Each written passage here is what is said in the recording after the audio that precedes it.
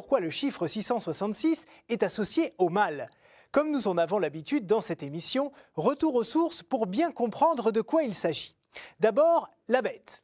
Elle apparaît dans l'Apocalypse de Jean, le dernier livre du Nouveau Testament. C'est un texte prophétique de la fin du 1er siècle après Jésus-Christ et qui donne en gros les clés de l'histoire du monde et de sa fin. Au chapitre 13, il est écrit, je cite, « Ensuite, je vis surgir de la terre une autre bête. Elle avait 2 cornes comme un agneau, mais elle parlait comme un dragon. Par ses manœuvres, tous, petits et grands, riches ou pauvres, libres et esclaves, se feront marquer sur la main droite ou sur le front, et nul ne pourra rien acheter ni vendre s'il n'est marqué du nombre de la bête ou au chiffre de son nom. Que l'homme doué d'esprit calcule le chiffre de la bête, c'est un chiffre d'homme, le 666. Voilà d'où vient ce fameux triple 6. Mais pourquoi pas 634 ou 189 par exemple, je ne sais pas.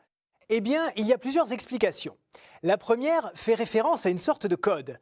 Pour les peuples qui n'ont pas de chiffres, comme les Hébreux, à chaque lettre est attribuée une valeur numérique. On pouvait donc facilement trouver des sens cachés aux mots. Pour le 666, par exemple, saint Irénée a émis l'hypothèse qu'il correspondait à la somme des lettres de l'Athéinos, qui veut dire Empire romain. Dans la même lignée, certains historiens affirment que ce 666 fait écho à 2 empereurs romains, bien connus pour avoir été particulièrement cruels avec les chrétiens, César et Néron. Regardez, si on retire les voyelles, leurs noms correspondent en hébreu à QSR, NRWN. Et quand on additionne la valeur de ces lettres, ça donne 666. Une façon de dire, de façon symbolique du coup, que la bête, le diable, Satan, représente tout ce qui est contre les chrétiens, donc contre Dieu. Et puisqu'on parle de symbolique, voici une version sans doute complémentaire. Dans la Bible, les chiffres ont toujours un sens particulier. 7 est celui de la perfection, de la création aussi qui a été faite en 7 jours, rappelez-vous. C'est donc l'accomplissement total. 6-7 est la perfection. Le chiffre 6 est celui de l'imperfection, car 6 c'est 7 moins 1, et le chiffre 1 représente Dieu. Du coup, 6 est le refus de Dieu qui, lui, est perfection.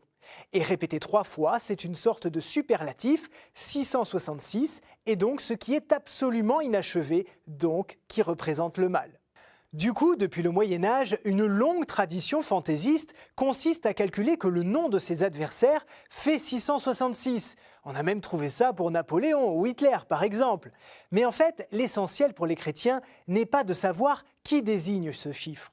C'est de se souvenir que la bête, le mal, tente l'homme depuis le jardin d'Éden et qu'à la fin de l'histoire décrite dans l'Apocalypse, la bête meurt. Et oui, la fin du monde pour les chrétiens, c'est la victoire finale de Jésus. Et comme apparemment nous avons survécu au 21 décembre, oui, a priori on est toujours là, nous ne connaissons ni le jour ni l'heure de la fin de tout. Je vous donne donc rendez-vous la semaine prochaine pour un nouveau Pourquoi du comment. Et en attendant, vous pouvez toujours revoir cette vidéo et la partager sur les réseaux sociaux. À la semaine prochaine pour de nouvelles aventures. Au revoir.